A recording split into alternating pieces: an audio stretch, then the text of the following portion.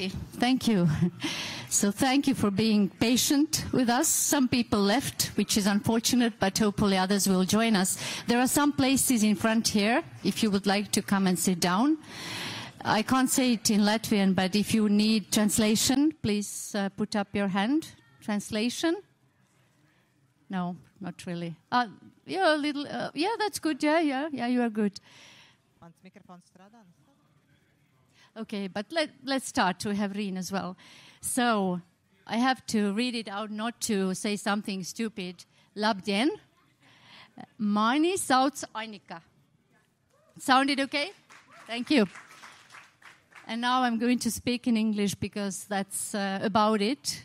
And probably the common language that we have is English. And those who need translation, you have the opportunity as well.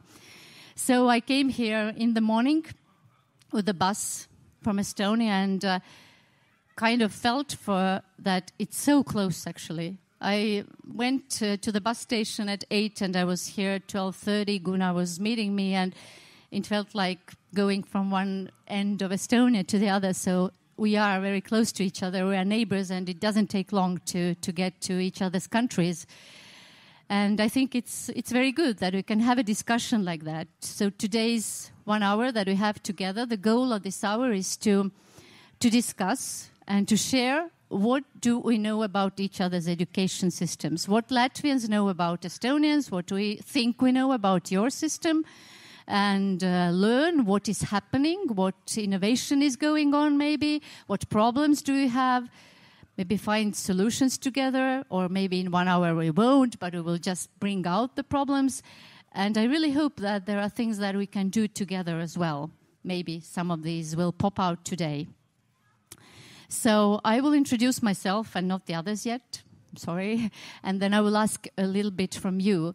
So my name, I already tried to tell you, and my background is right now I work as the manager of a fund which is called Smart Future Foundation in Estonia, Targa Tuleviku fund, and we are sisters with funds AUGT or brothers. It's the same kind of foundation established by Swedbank in Latvia and in Estonia, and we are supporting projects and pilots and programs that we believe have potential to make a change, a positive change in general education, to pilot something new. And for me, the most important criteria is that it makes something better for the student, for the young person who is studying in school. Before that, I have worked in the Ministry of Education and Science in the field of general education. Before that, I had a very unique opportunity to create a public school and to be its principal. And before that, for more than 20 years, I worked in private sector.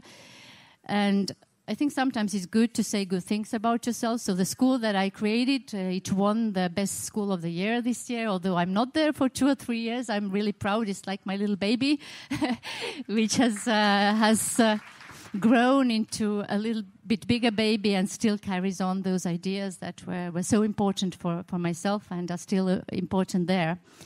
Before we introduce other panelists, I would like to ask a little bit from you. I will come closer because it feels better. So please show with your hand an answer to my question. Do you think you know a lot about the Estonian education? If you think so, please raise your hand. The question is, do you know a lot about the Estonian education? Okay. Okay. Anyone else? The others know? You? Rīn? Do you know something? Good. Yeah. Okay, let's have another question. You do? You are from Estonia? Okay, good. Yeah, okay. Now the question is, do you think you don't know anything about the Estonian education? Okay. Okay. What about you? Okay. So there are just a few of you who think they know something and quite a few who know anything. And the others, what is your position? So and so? Okay. So we have a good starting point because I would say that I can't say that I know nothing about the Latvian education, but I'm totally, honestly, I don't know everything about it. But I have some ideas, some presumption. And I know Rīn just visited your ministry actually a week ago. So she, I think, is the expert from Estonia about your education. But now I would like to ask you to introduce yourself, my beloved panelists. Riin is in Estonia, so if you would say, what is your connection to education? We already know that your name is Riin, the family name is too complicated, but what is your connection to education, Riin? Good afternoon. We don't hear you. Okay. Riin, try once more. Okay, I am trying now. Yeah, now we hear you. Good. Okay. Thank you for the technical team you have there. I think they do a very good job. Good afternoon to everyone. And as Annika said, I am very honored to be here. And I am working at the Ministry of Education and Research of Estonia. And I am leading the Education and Technology team. And our team's main goal is to make sure that we use technology in Estonian schools the best way possible to support our students. And before I moved to ministry, I worked as an IT teacher and educational technologist for more than 10 years. So I believe I have quite a comprehensive overview of our educational system and maybe the positive and more challenging aspects we have in our schools. Thank you, Riin. Yes, please. Your name and what is your connection to education, please? Oh, hello to everyone. My name is Anda, and at first I want to say thank you to LAMPA because in this year there is so many discussions about education, and for me education is very important because it's this year it will be the third time I will go for first grade, and it's bring up for me a lot of emotions and some also thoughts, and I have been for 2 years in the role of Minister of Education and Science and Space and Sport and so on. And during my cadence, I tried to work with reforms regarding financing system and other things, how to improve teaching system in Latvian schools. Therefore, I think I'm maybe very deep now how work education system in Latvia, and also I have been in Estonia 2 years ago and visited your minister, Kristiina Kallas. So. Thank you. I have to say that I'm really bothered about the noise that comes from the other panel, so I will move there. But meanwhile, please. Okay, I will continue. Introduce myself. My name is Guna. And I'm leading Fonds AUGT, Education Foundation in Latvia. So it's my latest relation to education. And such, previously I worked for more than 20 years in private sector, leading companies, and also in non-profit sector. But also my big link to education is such that education is a huge value for me as a person. And it was brought by my family as well, that education should be like a way how you develop yourself. So to learn all the time is something which is my way of living. So it's also what my connection to education. Thank you. Do please. Hello, everyone. My name is Oskars. At this moment, I'm a principal of the school and also history teacher. I've been in education as a teacher for 14 years right now. I started as a teacher, then vice principal. Now I'm a principal. I have PhD in pedagogy. I have done something in University of Latvia as well. I'm writing history teaching books for teachers and doing a lot of teacher professional development programs to support teachers in different ways. Okay, thank you. So now let's move on to the first topic. And I think, Riin, we will start by me and you sharing what are the one or two key points we think we know about the Latvian education. You are freshly informed on site, so I will start, okay? So one fact that I know, thanks to my colleagues, is that you have in your parliament Education, Sports and Culture Committee. So in Estonia, we have culture committee. There is no education committee in the parliament. This is my personal interpretation. I think it is quite meaningful. If you don't have a place in the parliament where education is put in the forefront, it's part of culture, and you do, then for me it's a strong point, I would say. It's not. It doesn't have anything to do with the work of the people there. I can't really criticize it, but the general idea is quite interesting. I would say that we don't have it in this way. And the other fact that I think really has touched me is that both of our countries recently have made the decision to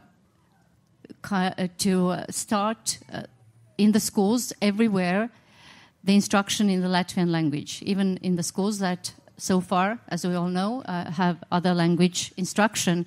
And I admire that you did this, I think first, but what you definitely did was that you did it really fast. Fast doing is sometimes problematic, but here comes this like legend about the Estonians, yeah? We are slower and we have more time. But in this sense, this is a fact that has been with me from the beginning when I heard that Latvia made this decision really fast and really bravely. We will listen to Räim, and then it would be nice to hear from our Latvian colleagues what you think about our ideas about your education. And it would be really nice if we have a discussion with you as well, because I think that panelists would like to hear more what you are thinking. Räim, what are your 1-2 key points about Latvian education? And we don't hear you. Räim, we are not hearing you. Can you? Oh, okay. Can you hear me now? Yes. Okay. As Annika mentioned, 2 weeks ago, I had a joy to meet your Minister of Education, and what I picked up from her presentation is that I think that there are some similarities we have in Estonia and in Latvia. For example, the challenge of finding teachers in our schools, but at the same time, trying to find the balance between the number of students we have in several regions and the teachers we have there. Because as I understood, the same as in Estonia, you have some regions where in the future you might not have enough students to keep the schools you have there. And I think that it's similar in Estonia because our population is moving to our biggest cities, and some areas maybe lack the opportunity to provide the best possible education. I was really interested to find out that there are some innovations in Latvia we could learn from. For example, the things you do to make STEAM education more popular, or how you would like to involve students more in the decision-making process. Because I think this is something we kind of lack in Estonia, that we tend to make decisions which without maybe listening the students who are actually the ones who are affected by those decisions. Thank you, Räim. I want to comment on the last one. I have been in 2 different meetings where I have been kind of obliged to say that, okay, here we are deciding about the education of the young people, all of us here middle-aged women. This is what happens in Estonia a lot. But I would like to ask Räim more concretely. You said this student involvement in decision-making. So what did the Latvians tell you? What are they doing? How are they doing that? I understood that they are going to create some kind of cooperation units, or they would like to involve some students in the decision or policy-making processes even. So I think this is something which sounds really interesting and very open-minded, I would say. I'm sure that our panelists from Latvia could maybe open this up a bit. or maybe would like to give us some advice how we can implement the same kind of approach in Estonia.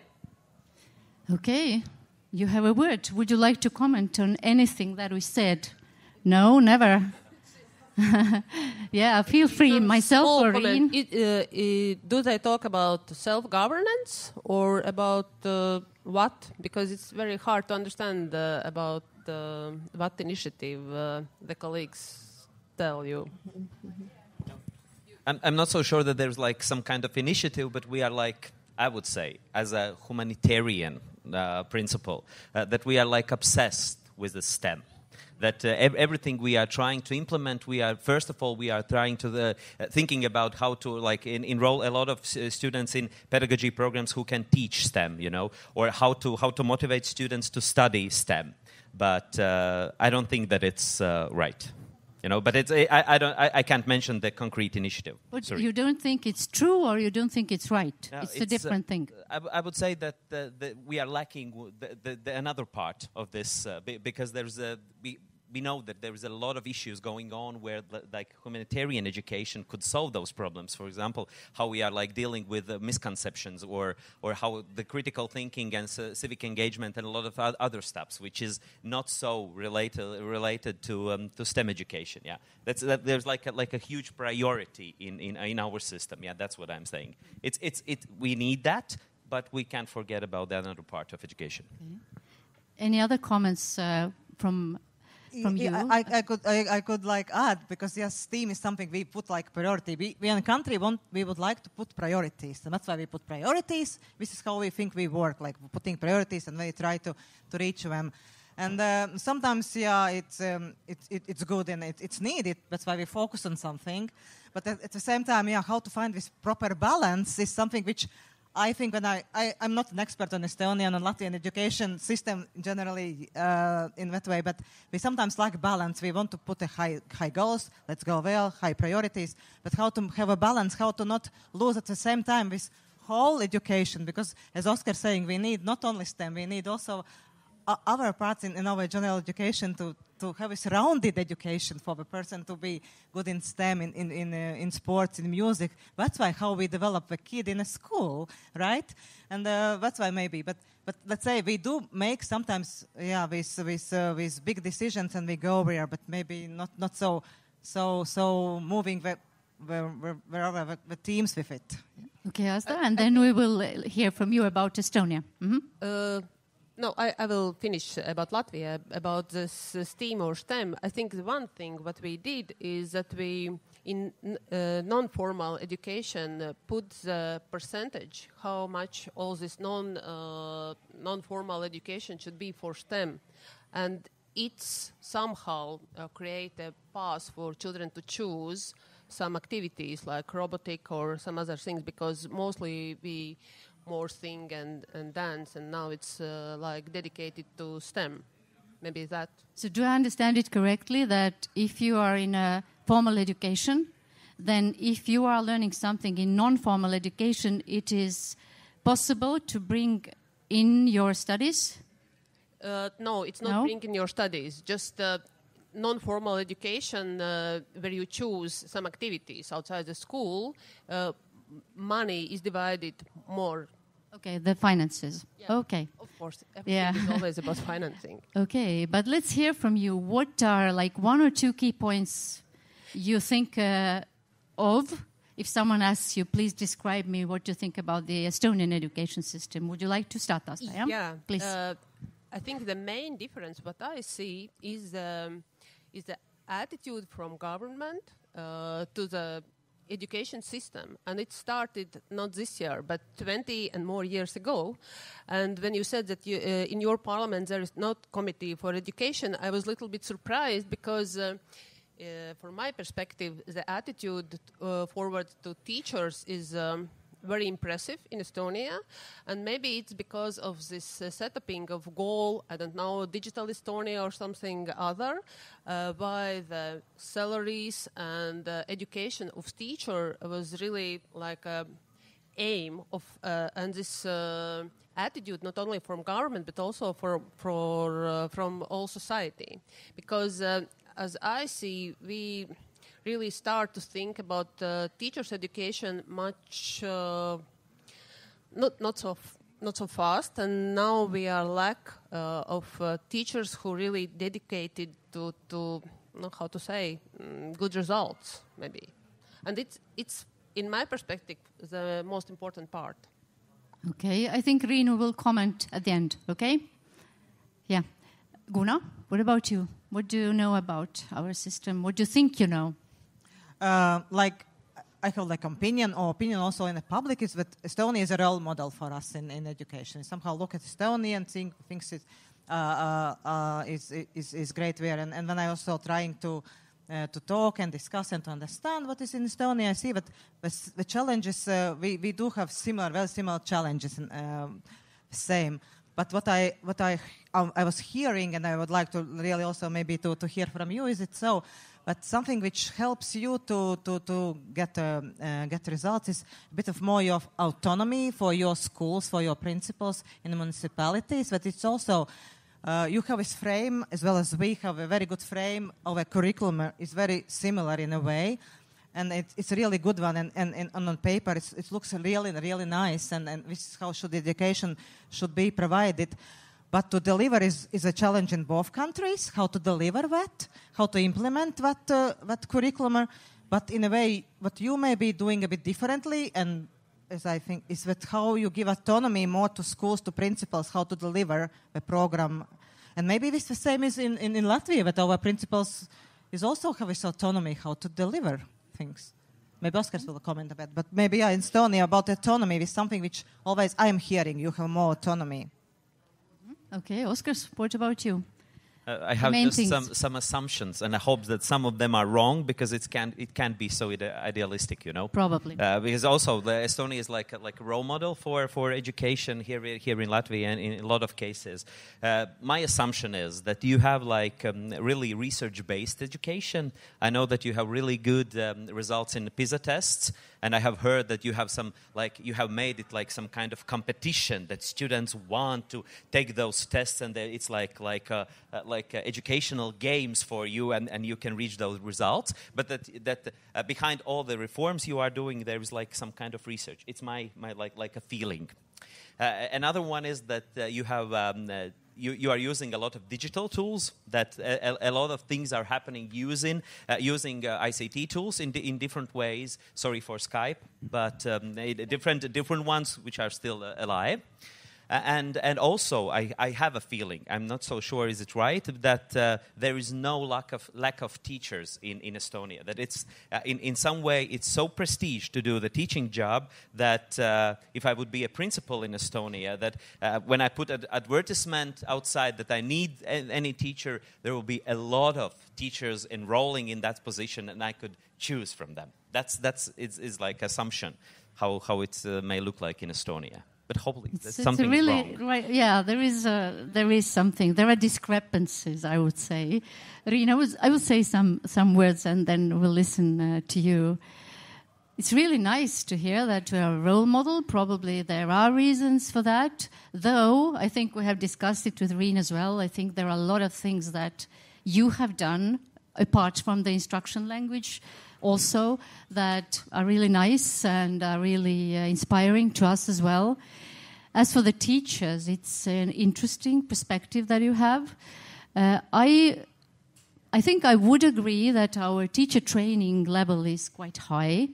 I was a school principal, and I had the privilege in the first year of the school enjoy the situation that you described. I had a vision. I had this a bit different school, a lot of, let's say, fire, and I could really choose. I could choose. I wouldn't say there was a long line of teachers, but I could really choose who is going to be part of the team based on the shared vision and understanding about teaching and learning. The second year was more tricky. Third year, very tricky. There is I would say, shortage of teachers in bigger cities, totally. And we have I don't know about the law, but in Estonia is that if you don't have a qualification from university, then you can hire the teacher with like 1 year contract. And then you have to have a plan how this teacher is going to achieve the master's degree, that is the qualification in Estonia. A lot of schools have 50%, sometimes more, of the teachers without qualifications because of the shortage of teachers. So this is the real situation. But I think that, I would really give thumbs up to teachers' training. The teachers who came also to the school that I was head of and were studying at the same time, or were like in their last years of studies, I think that the ideas about education and education psychology were very up to date and modern and very student-centered, which is really nice. What else was something that PISA tests? Okay. I have to be really honest. I'm not fond of tests too much. I think that the goal setting and the self-learning way to approach these goals is more important, because we are very different, every one of us, and it's a challenge in the classroom, in the school. How do you kind of mentor the students to these goals without the pressure of tests and numerical feedback? But this is my personal view, which does not represent the official view of the Republic of Estonia, maybe.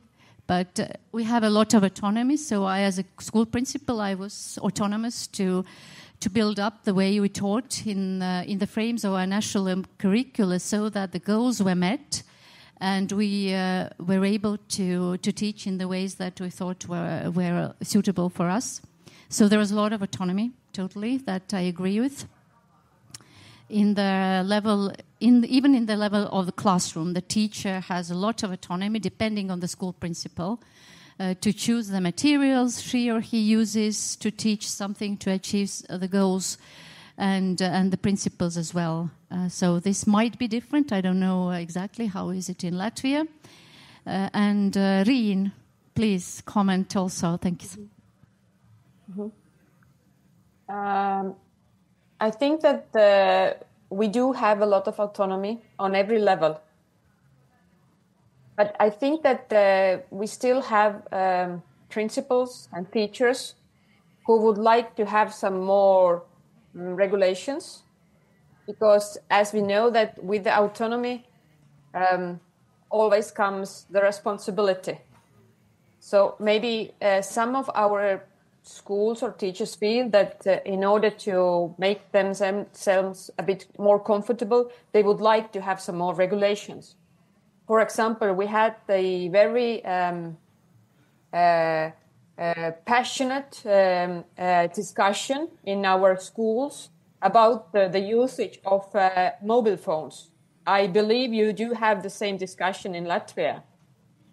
And we had a number of schools who said that they would like us as a ministry to give strict regulations, so they can refer to these regulations in order to show the students that, okay, the ministry won't let you use mobile phones. So that's why we need to get rid of mobile phones from schools. What was the message from the ministry is that as our schools are autonomous, they have the freedom to decide the usage of mobile phones, for example, in their schools. But it must not come from top down, but the agreement has to be made in schools, not above from the ministry. So I think that this shows that autonomy sometimes is not maybe met the warmest regards, what we expect from the ministry. I will ask you to talk about technology, as this is really like your total field of expertise, but I wanted to add, this also I think very strongly came out when we had the COVID pandemic, and the regulations about COVID were also coming from the ministry, which was very logical because it was time of crisis. But I was a school principal at that time. I have to confess that I wouldn't say that I said it in the way you said, Rin, like ministry as us, but I refer to the orders of the ministry, like this is created for us so that we know what to do in this crisis situation. So sometimes it really helps as well. It's not only like hiding behind it, but it's helpful. But Rin, you are like the technology expert in Estonia and in education. Can you tell us how are things with technology? I think that when I started to lead the technology education area in the ministry, then actually we phrased the goal of our area or our team in the ministry. And this was actually the smart usage of technology. And in our case, we understood that it is sometimes the decision not to use technology. Because what we have seen in our schools is actually that, yes, the technology is the part of our education system. Our schools are quite well equipped with technology. But sometimes the technology is like a thing itself. It doesn't actually support students in the way it should be supporting.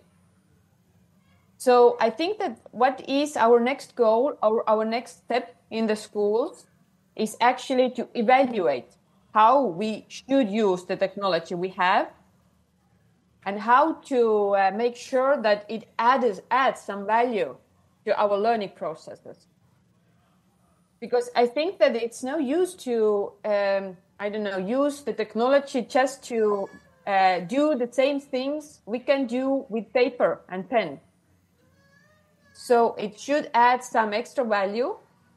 And I think that there we have a lot of work to do in our schools. Oskars, how are things in your school with technology? In my school or in education system here? About your school and then about the education system as well? I'm going to generalize a little bit because I can talk also because I haven't been in every classroom at the same moment when teachers are using the technology. But I would agree what she said that time to time we see that there is like a pressure on teachers that you have to use them, but there is no educational purpose or why to do that behind that. For example, if for example in my lessons I can collect the feedback in a traditional way, like raising the hands or writing something down and showing to me just to see have you learned something, or I can spend a lot of time using like Kahoot or whatever different tool, but it's the purpose is the same, not to spend so much time. But usually, for example, we have like a thing it's called like accreditation of the school, when like outside commission is coming to the school and observing lessons, for example. One of the criteria is that how you are using the technology. Yeah, but it's like I would discuss about that if it's so necessary, because you can reach educational goals even without technology. But in some and also there is like huge inequality according to the technologies we have in our school. For example, in my school, it's totally okay. I know schools that, for example, they don't have like interactive boards or there's a lot of lack of different kind of technologies. It's huge inequality. I will make a little wrap up of the previously said and ask a question from you. So, to me, it seems like we established the picture that the teacher training, maybe in Estonia, is in good hands, and you look up to that, which we are happy about with our teacher training. We also understood that the problem with the lack of teachers with qualification is in both countries. And at the same time, as Rin said, we have the similar situation that we have a declining population in general, as well as in some particular parts of our countries, where the situation will change. There will be fewer and fewer students, which means we don't need so many teachers anymore, which is similar, it seems. As for technology, it seems to me that from what we have discussed so far, the situation seems kind of the same. Rin, do you agree? Yes? Yeah, I believe so. Yeah. And so then this autonomy, which I wanted to address you, Oskars, we kind of shared the autonomy part, that it's quite huge. And I will add that maybe for the picture that we have a national curricula, which was updated 2 years ago, even more so that the national curricula states what are the learning outcomes on different stages of school. Like, for example, grades 1 to 3, at the end of the 3rd grade, in different subjects, the learning outcomes are, and how the teacher, for example, autonomously teaches the students to achieve these study goals is really very much a creative process for the teacher. So it became even more like loose, let's say, in a very positive way. So there is a lot of autonomy. How is it for you as a school principal? And you can, of course, add as in general your picture about Latvian education. According to the regulation, it's almost the same. We also have national curriculum where our learning outcomes defined according to the 3rd grade, 6th grade, and 9th grade, and also after secondary school.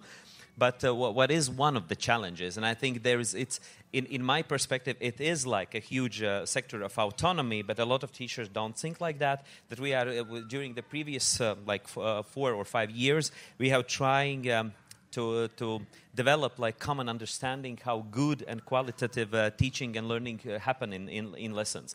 We have those like standardized learning outcomes, but there's like several principles which has to be implemented in every classroom. It doesn't matter, are you teaching in the capital or are you teaching in some different region. For example, that each of the lesson has to have like clear learning outcomes. There has to be a feedback in every lesson for every student. There has to be like meaningful tasks when you can deep inside of the curriculum and learn something more, not only the knowledge. And that could be one of the hardest part, because some of the teachers saying that it's like we are taking the autonomy of them, but I'm also like a researcher and I say, no, you are giving a lot of autonomy, but there's like a common understanding also in research how good learning happens.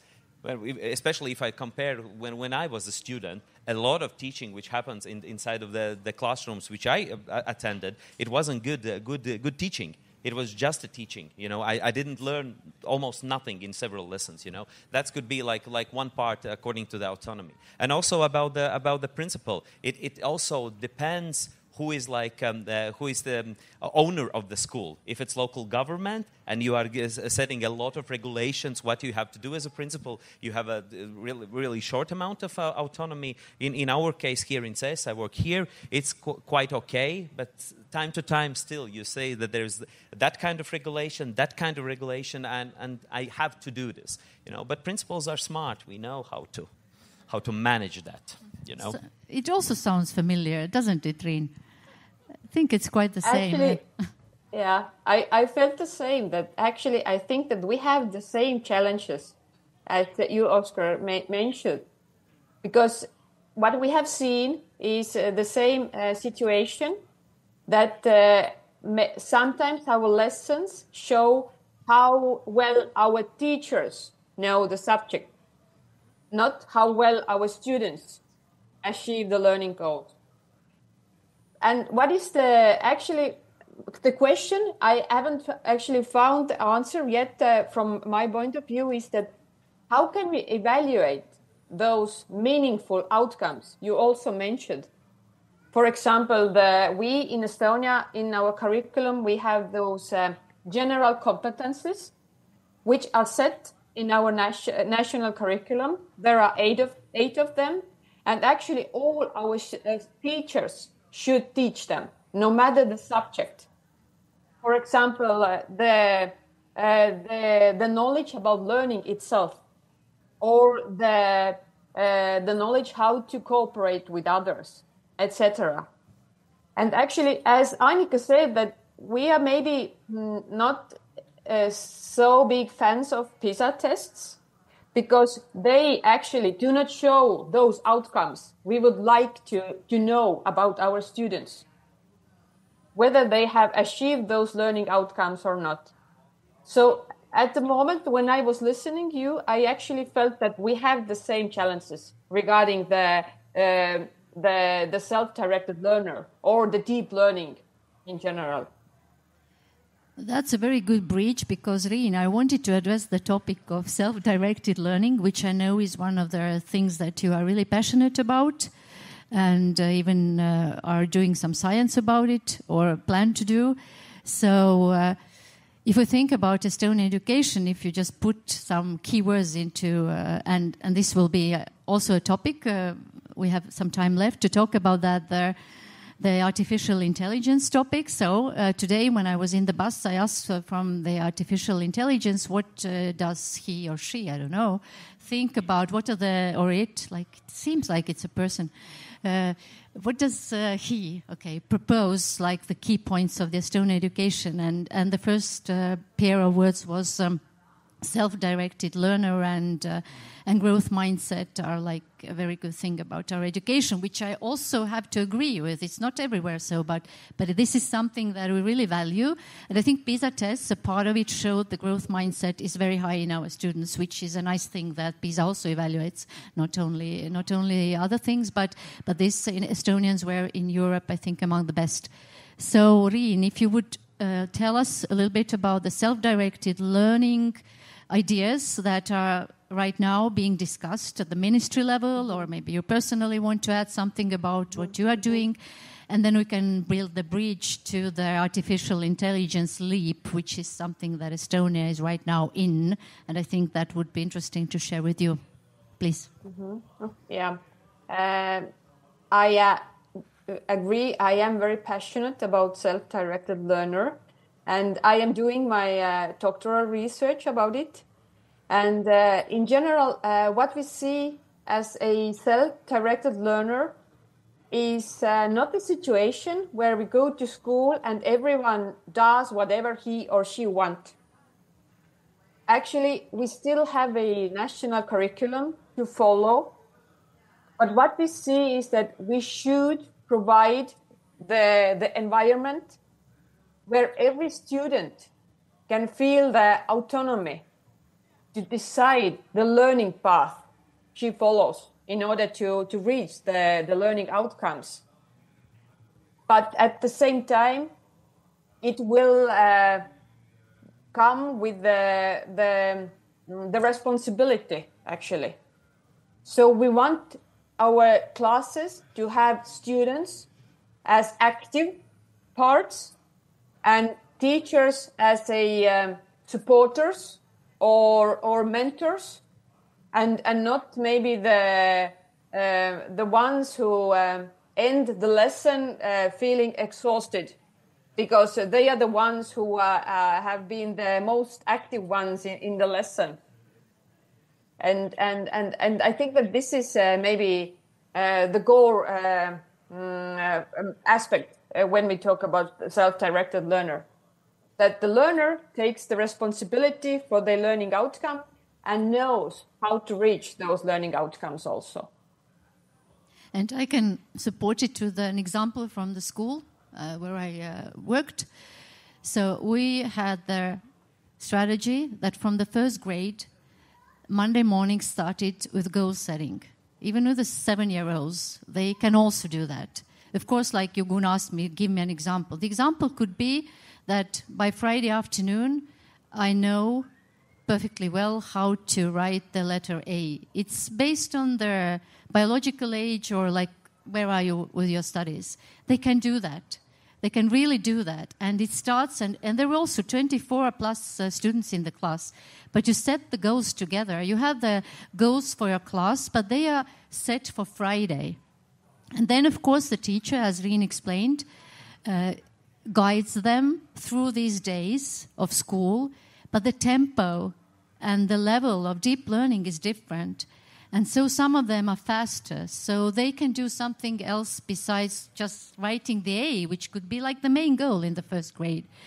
And at the end of the school week, and later at the end of the month, and later at the end of the period, you learn how to give feedback to yourself. Did I achieve what I wanted to do? Why didn't I? Was it that I didn't ask for help, or is it somehow very difficult for me and I need some extra attention?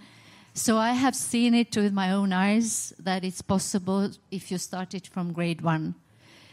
We had, as we were a new school, we had students in our first school year coming to the 6th grade as well, up to the 6th grade.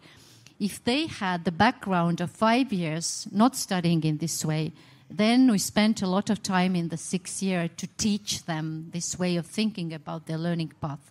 So it is a study of learning itself to become a self-directed learner. But I totally promise you, I've seen it. It can be done in a public school with classes where you don't have like a small amount of children, but a normal class. So we do have about 15 minutes left. You wanted to comment, Asa? Yeah, please. I have a question. How you prepare teachers for that process? First of all, I have to repeat that those teachers who were freshly out of teacher training or were still in teacher training, they totally understood this mindset. And then what we did in our school, this is of course one school example right now, is that we created and prepared and printed our school's own kind of diaries for the kids, which were based on this mindset, which had this like weekly plan where you could write, or in the first grade when you couldn't write, the teacher had prepared, you looked at it together, maybe it was like visuals, you glued it to Friday, and you started from there, because somehow, I think, Gunnar, to you that right now in my work in the foundation and in my work as a mentor of leaders in private sector as well, there is such a lack of competence how to set goals. People set goals in a way that I will do this and that for 6 months, but this is a process. The goal is something or some place, some situation you want to be at some point of time. And I think that this is something that has to be an integral part of teaching, because not every family can provide that. And not every family can provide today a lot of things. So school has a really important role in our children's lives. But I'll take their moderator's power and would like to ask Riin to tell you about something that is really important right now in Estonia.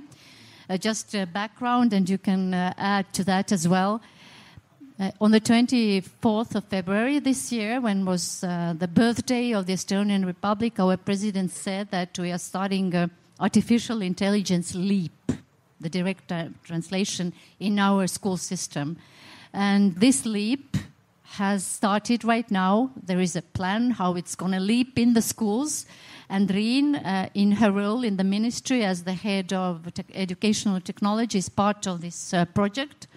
So I would really like to ask you to tell our audience a little bit what is happening in Estonia, why is it happening, and then we can go further on that. Thanks. Mm-hmm. So the main core of this leap from the technology point of view is that from the 1st of September this year, our 10th and 11th grade students who study in gymnasium and their teachers will get a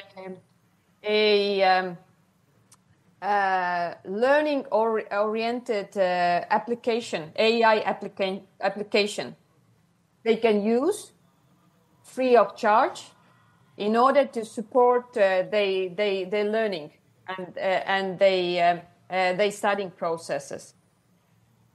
And as I also started with the technology, then it is important to emphasize that actually the main goal of this decision or this AI leap is not to make our students to use technology the best way possible, but actually to support the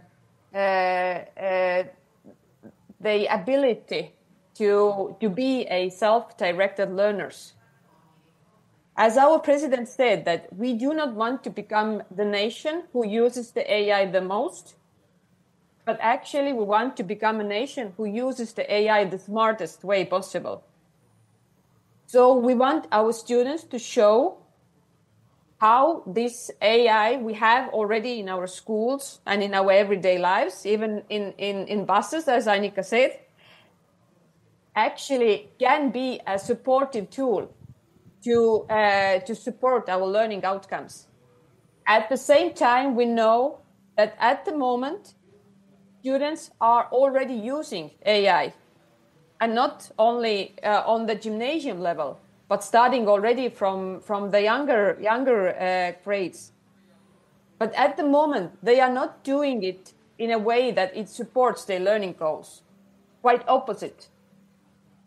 They quite often use it in a way that harms, actually, the ability to learn something. I'm sure that every person who is connected somehow to some students have seen, actually, this situation, where actually the student uses the usual ChatGPT and doesn't learn anything. He gets the answer, writes it down, if we talk about homework, for example, and doesn't learn anything by himself or herself. So what we want to do, or what we want to achieve, is that our students know how AI could support them rather than harm their learning processes. And maybe it's also important to emphasize that the application they will get is not the regular self application we all have in our phones, but it is actually custom made for our schools. Our team of scientists actually is working on this model we are going to implement, or we are going to use in our schools. And this is the model actually which acts a bit differently than those AI models we have at the moment. For example, it doesn't give any answers to the students. Rather, it encourage the student to find answer by asking questions. I think what is also a good thing to point out is that this is done through a foundation, which is a common foundation of the state and the private sector of Estonia, funded by both businesses and the Republic of Estonia. Oskar, you want to? Yeah, please. What Räim has explained us, it is like, I would say, like a huge difference between our systems. Because in Latvia, I have a sense that we are like running behind the changes, you know? We have here in this festival, we have a lot of discussions about IA. What to do? Is it good? Is it bad? Believe me, a year after this one, we are going to meet again, and still there will be a lot of discussions, what to do, how to do, and you are starting from the 1st of September doing what we have to do, because it's reality. We are like skipping reality, not all of the time, but a lot of times, because we have, I don't know, maybe it's like the sense that we have to discuss and not to like shoot in wrong direction. I don't know, but we discuss. We are not so like brave to make like really huge decisions. You are doing that right now, and you are going ahead, and we are staying behind. Just it's why I ask about how do you prepare or train teachers, and how your trade unions react on that. What do you mean? React to what? Yeah, it's a real question. React to what? To AI? Because in maybe in our culture, I don't know, but or in our system, quite big impact is the trade unions who really stay for teachers, and I think a lot of changes is not happening because of trade unions. I still have to clarify. You mean that we want the teachers to start to use AI, and you ask what the trade unions think about it? Or what is the question? Maybe because they are like talking a lot about the salaries for teachers, a lot of materials, but they are not creating discussions for like wider changes, how the good teaching may look like, what we have to do in our system to improve it. You know, that's I also agree that is a problem. Räim, would you like to comment on that briefly? Yes, I would actually. We cannot say that when we announced the AI Leap, that all our teachers stood up and applaud that, oh, this is a good initiative. No. There were teachers who still are quite, careful. But what is the problem? Not problem. What is the situation is that we do not have the freedom to decide whether the AI is in our schools or not. It is there, and our duty as educators is to make sure that when it is there already, let's get the best of it. Because when we do not react, then we actually leave our children alone with the tool. And then I do believe that it's not the best way to support our students then. Thank you, Rin. We have the last minutes going on. I will try to understand what's going on with you. So if anyone has a question or comment, please feel free to show a hand and I can hand you the microphone. But if that's like step 2 maybe, then I will ask. You have a question. Oh, beautiful. Please. Yeah, I have a question, but it's about Latvian education, and maybe I will ask it in Latvian, if that's fine. Es jau šo jautājumu sagatavoju iepriekš, un vai jūsuprāt, Latvijas izglītības reformas vispār fokusējas uz pareizajām lietām? Jo, piemēram, es mācījos, un tajā brīdī bija Skola 2030 reforma, un es dzirdēju no daudziem skolotājiem un skolēniem kritiku par šo reformu, un es domāju, ka, piemēram, šāda reforma vairāk koncentrējas uz pašu satura izmaiņu nekā uz tādām reāli svarīgām lietām, piemēram, par drastisko atšķirību starp mazpilsētas vai laukskolām un kaut kādām pilsētas skolām. Un, vai vispār izglītības reformas fokusējas uz svarīgākām lietām?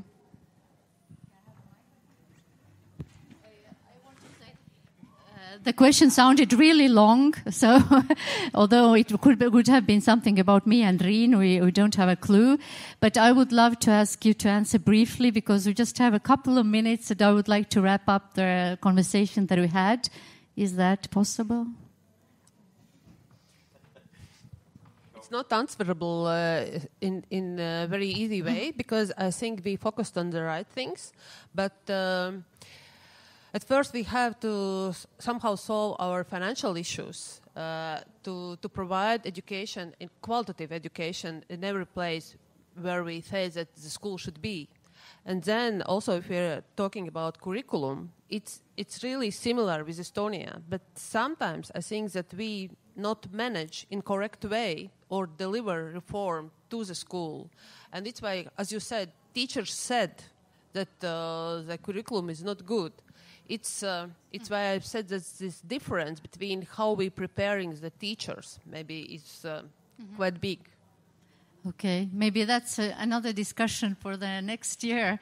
But I personally would like to wrap it up. What remains with me is that I think we are more similar than we're different, actually. Maybe sometimes it's a question, you don't agree with me, okay. But let's, yeah. And I think this AI leap is something that we should be proud of, and we are very, I think everyone in Estonia, or like on personal level, if you want to learn something or to talk to Rin, who is in the team of this leap, feel free to contact through Guna or find myself somewhere. We are there to share our experience. I'm quite sure it's not going to be like a very smooth road. It's still a bumpy road.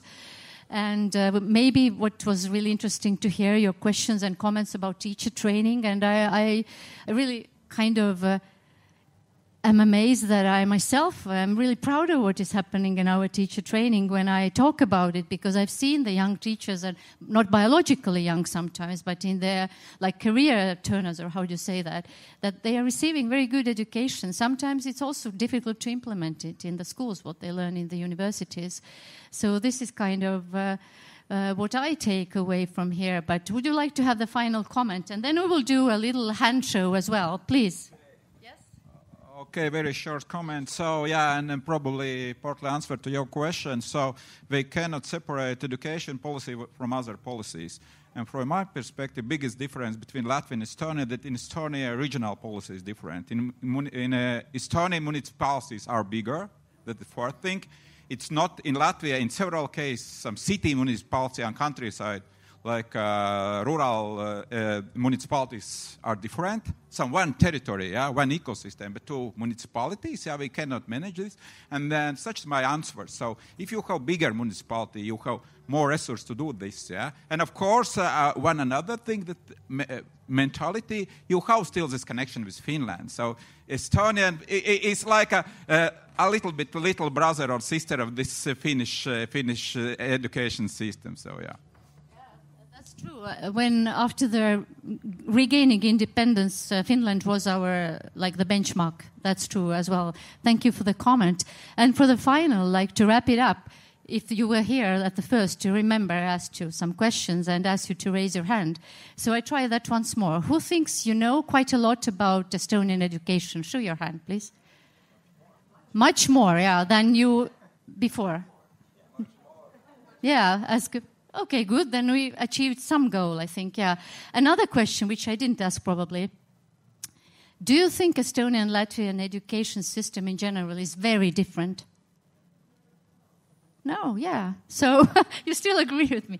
Thank you very much for being here. It's a bit cold, it rains, but I really appreciate that you took interest in our panel and hopefully see you in the future. Thank you. Enjoy. Aitäh, Riin. Aitäh sulle.